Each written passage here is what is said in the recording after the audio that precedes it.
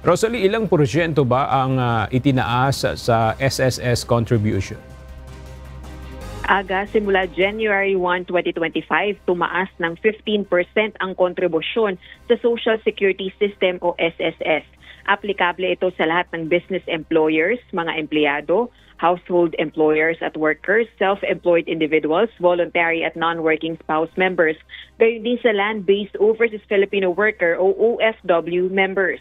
Bate kay House Assistant Minority Leader at Gabriela Women's Party List Representative Arlene Brosas, malupit na buena mano ito para sa mga manggagawa sa pagpapalit ng taon.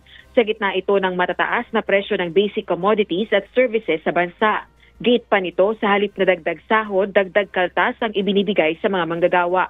Kune-question din ng mambabatas ang timing ng taas kontribusyon. Panawagan nito ang agarang suspensyon ng kontribusyon at hinikayat ang pamahalaan na pagtuunan ng pansin ang dagdag sahod at social services para sa mga manggagawa. Nakapaloob sa Republic Act No. 11199 ang 15% increase sa SSS contribution rate ngayong taon. Balik sa iyo, Aga.